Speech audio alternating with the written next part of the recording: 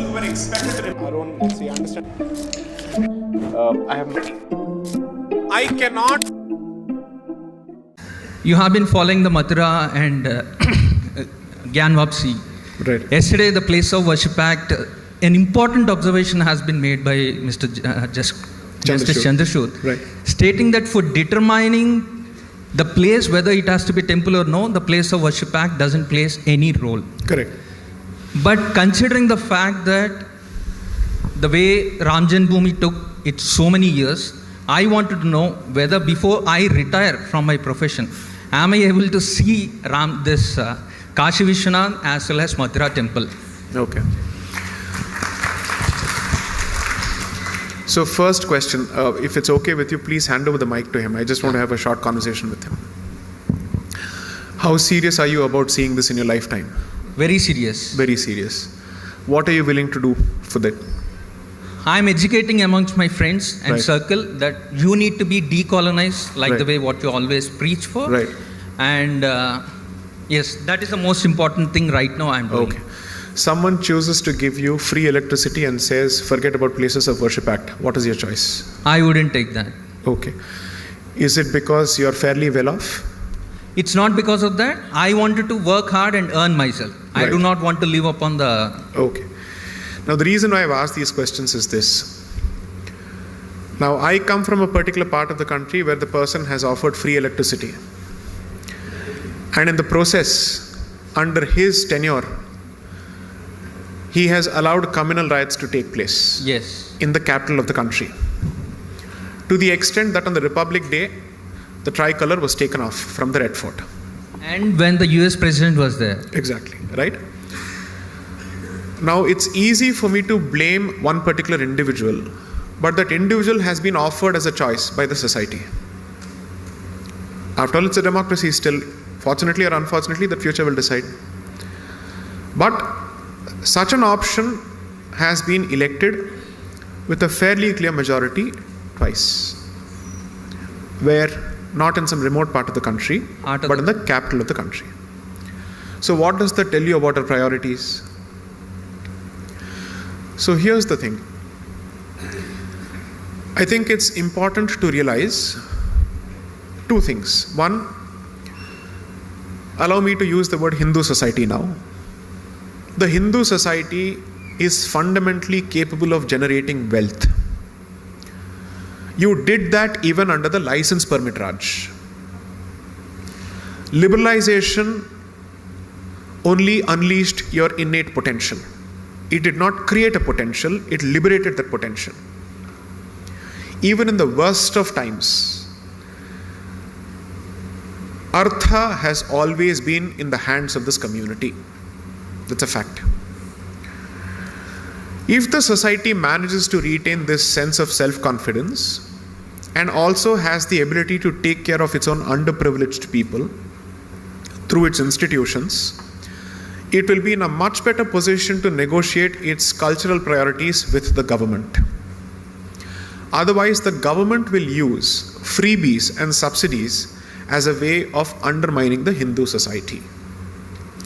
So I am not going to make the secular argument that the subsidy or freebie as a policy is an economic blunder. I am saying it's a civilizational disaster for two reasons. It cultivates a sense of entitlement, makes people lazy, and three, completely makes the society dependent on the state. And when a society becomes completely dependent on the state, it loses its negotiating power on the table and it loses its ability to dictate terms to the state. That, according to me, is the current state of the Hindu society. While it may think of itself as being a majority, it is in reality an orphan society which has no ability of its own, because from its temples to its cultural institutions are controlled by the government. And I say this with no disrespect to any government, but regardless of who is in power, whether it is pro-Hindu or whatever it is, no government has the business of controlling Hindu institutions in any manner. Yes. And on that, there can't be any negotiation possible. Once you have these priorities clear, then the society has the ability to bargain and dictate terms and then say, you will be voted back to power provided the Places of Worship Act is repealed by so and so period. That negotiating power has to start.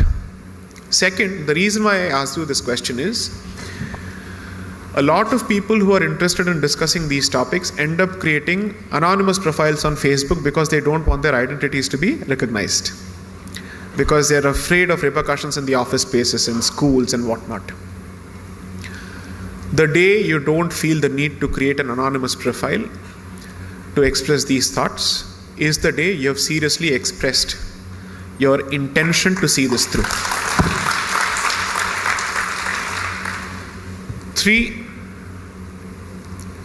I said this a few days ago in Chennai in a talk, which is that no institution in this country is free from the influence of public opinion, and the seriousness of an institution towards your cause is, to put it in mathematical terms, directly proportional to your expression of seriousness, whether it is the judiciary or the executive or the legislature. You have to show that you mean business and this matters to you. Then they take it seriously. I would assume that the growing degree of awareness within the Hindu society is perhaps the reason for a certain change of tune on the part of certain actors and stakeholders, which is good, which is fantastic. This is exactly what we have been waiting for.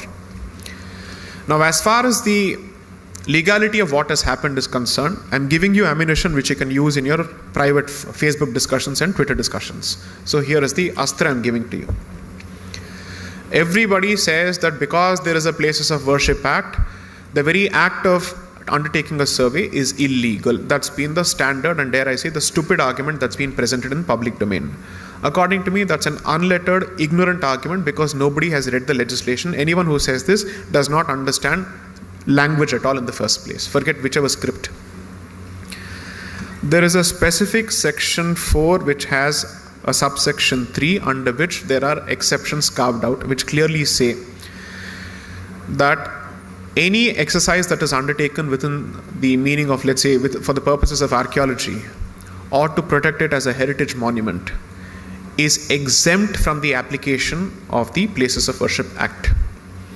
Now the question is, if the act bars the change of religious character, what is the purpose of ascertaining the religious character? Well, the purpose of ascertaining religious character is to know what happened, what is the history of the place. And second, the act is not permanent according to me. The act is certainly not permanent according to me because what the legislature gives, it can take away. Now, during the Ram Janmabhoomi movement, the original position of the other side, people constantly ask the Hindus, why aren't you fighting for hospitals? Why are you fighting for temples? Surprisingly, that question was never put to the other side. And it's not as if they were fighting for the property to build a hospital later. Right? So this question needs to be reframed. The first argument of the other side was, there was no destruction, there was no temple. The second argument was, if at all there was a temple, well, it must have collapsed because of an earthquake, and using the material of the temple, the subsequent structure was built. All these questions were put to rest after the Allahabad High Court directed an archaeological excavation, and then the facts were crystal clear, they were evident. I think what is happening in Kashi is a peaceful way of achieving the same objective, and fortunately a legal and a statutory way of getting the job done. According to me, the Archaeological Survey of India must undertake this activity without the need for a court direction across 40,000 sites which are currently under occupation. The popular misconception is that this is a Hindu versus Muslim argument. What most people don't realize is, for the people who have lived in the Konkan, it is also a Christian argument. Because of the Portuguese Inquisition, all the pies that you see in Karnataka and the pies that you see in Kerala have been driven out of Konkan, thanks to the Portuguese Inquisition. There's a fantastic book on this issue by this gentleman called A.K. Priolkar, called The Goan Inquisition. Please read it. the number of temples that were destroyed. Most people think that the British man was the first colonizer of this country. No, it was the Portuguese who was the first colonizer. Madras was founded by the Portuguese as it existed then.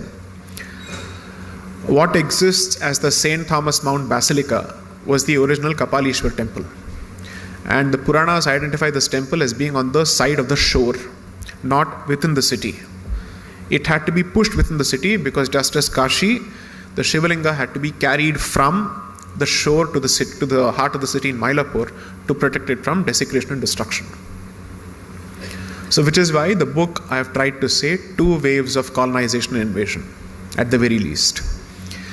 So for the Places of Worship Act to go, I think you must build on the existing momentum and ensure that it becomes a specific issue in the election manifesto for the state as well as for 2024. Only then it achieves a certain degree of seriousness. I hope that answers the question.